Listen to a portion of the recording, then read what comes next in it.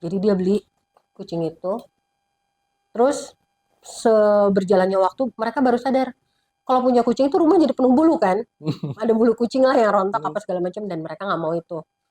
Akhirnya si kucing ini kita namanya Molly ditaruh di luar di halaman yang kehujanan, kepanasan apa sampai Tanpa akhirnya dia sakit. tanpa ngasih tahu Mbak Kika dulu di Rukuci gitu.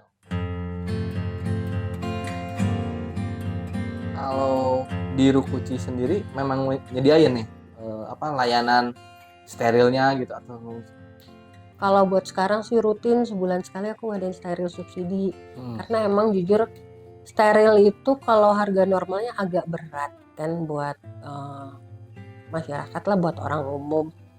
Jadi aku bikin steril subsidi yang harganya setengah dari yang harga steril paling murah di dokter hewan, setengahnya untuk ada dokter yang mau diajak kerja sama buat itu. Jadi dia mau kerja sosial lah istilahnya. Itu tuh buat ngebantu orang-orang teman-teman yang punya hewan peliharaan atau pengen di lingkungannya kucingnya tidak beranak pinak terus, kucing istrinya. Nih kita loncat lagi ya Mak di Rukuci gitu.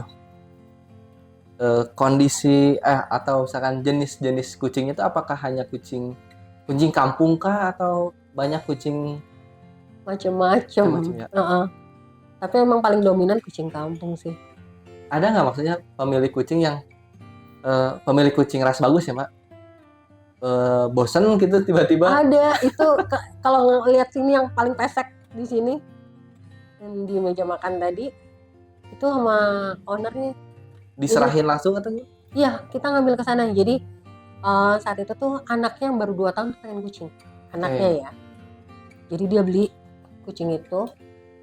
Terus berjalannya waktu mereka baru sadar kalau punya kucing itu rumah jadi penuh bulu kan. Ada bulu kucing lah yang rontok apa segala macam dan mereka nggak mau itu. Akhirnya si kucing ini kita namanya Molly ditaruh di luar di halaman yang kehujanan, kepanasan apa sampai akhirnya dia sakit. Tanpa ngasih tahu Mbak Kika dulu di Rukuci gitu. Sebelumnya karena dia belum nemu nih, jadi cuma pengen nyingkirin kucingnya nggak di dalam rumah biar bulunya nggak kemana-mana.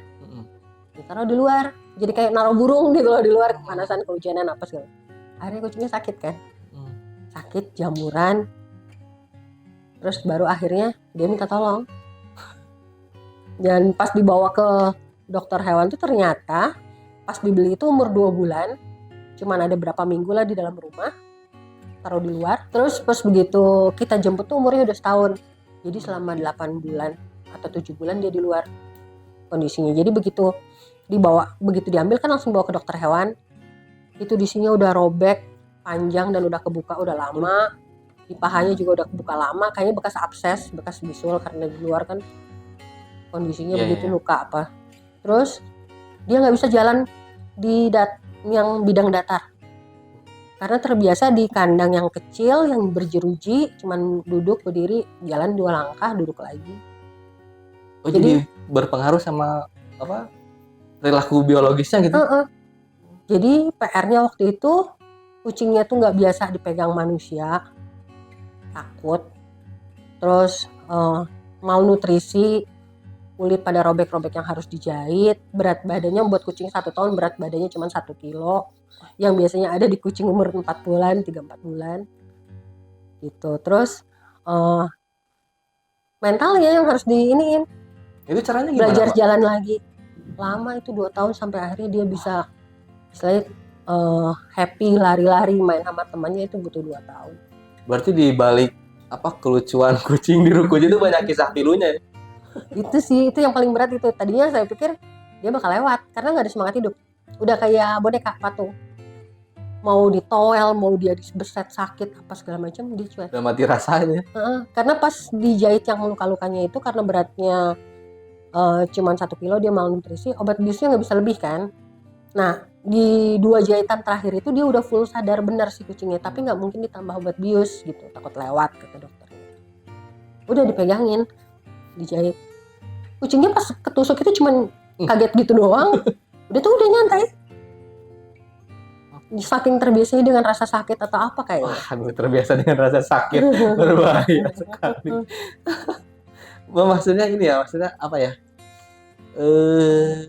Ngilu juga maksudnya banyak cerita-cerita yang miris gitu ya, di orang tuh jadi pengen melihara kucing karena mungkin lucunya aja gitu. Sementara hal-hal yang ini harus di steril, harus divaksin segala macam itu dikesampingin gitu.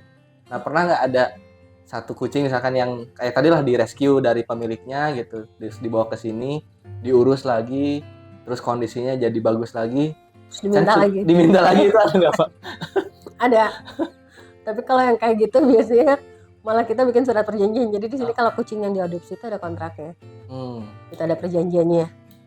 Emang sih semuanya gratis, nggak bayar, tapi ada komitmen yang harus mereka tanda tangani gitu. Oke, jadi setelah ada proses rescue segala macam, di sini dirawat, kucing tuh bisa diadopsi lagi sama pemilik lain lah gitu ya. Itu prosesnya seperti apa, kalau boleh tahu yang tadi diceritain? Jadi ya formnya itu lebih ke komitmen orangnya, kita lihat terus kemampuan dia secara ekonomi, waktu, tenaga buat merawat kucing, ada apa enggak, yang kayak gitu. Terus lingkungan, yang paling utama lingkungan. Kadang yang pengen punya kucing misalnya istrinya nih atau suaminya, tapi pasangannya nggak mau, itu juga kan nggak bisa. Jadi harus serumah itu komitmen emang mereka pengen punya kucing gitu. Jangan sampai yang pengennya cuma satu, terus dia tuh ngerawatnya ogah-ogahan, yang nggak suka kucingnya jadi dibebanin dengan harus ngerawat dan kasih makan, terus dia tuh kalau dikasih makan, kalau yang disiksa, kalau yang ditendang, kekerasan dalam rumah tangga kucing gitu. Oke, Mbak.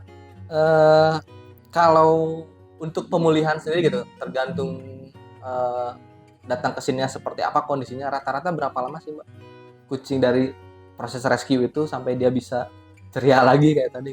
Tergantung penyakitnya juga. Kalau yang udah mau nutrisi, patah tulang atau apa, itu bisa 6 bulan baru bisa nanti open adopt. Terus kalau yang cuman anak kucing lah nggak ada induknya, itu juga cuman sebulan juga udah bisa sih open adopt. Kalau perbandingan antara kucing yang pas datang ke sini di rescue, dirawat segala macam, itu apakah selalu berjalan mulus gitu Mbak? Apakah ada yang lewat juga gitu di Rukuci? Lewat maksudnya meninggal atau stay lama di sini? Oh, yang meninggal banyak lah. Gimana sih Mbak perasaannya Mbak setelah di rescue? Ya itu heartbreaking banget, bikin patah hati sih. Soalnya kadang kan saat kita ngerawat kucing apalagi yang sakit, itu waktu, tenaga, mental kita, emosi, semuanya tuh ikut di situ kan. Jadi begitu nggak ada, ya berasa sih keguncangnya, berasa kehilangannya. Momen-momen yang paling kayaknya kucing ini berkesan banget lah gitu buat Mbak Kika gitu, yang sampai dia meninggal gitu di sini, ada nggak sih Mbak?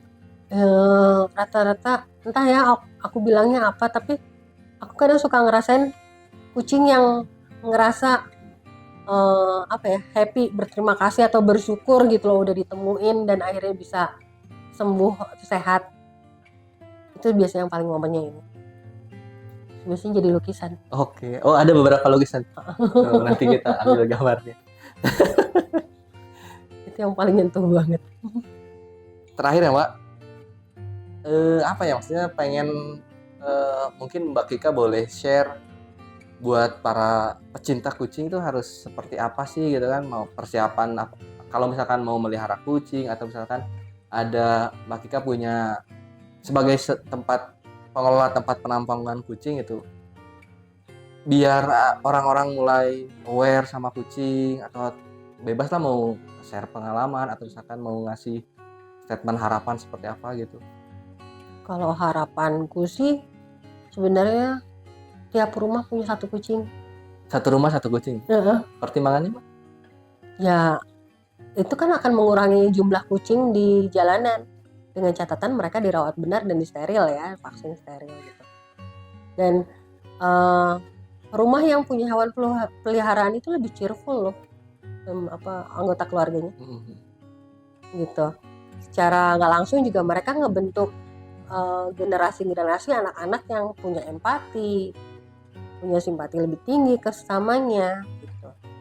Dan rata-rata yang aku baca beberapa literatur, karena memang terakhir-terakhir ini senang dengan anak kecil yang jadi pembuli itu rata-rata di rumahnya nggak ada hewan peliharaan.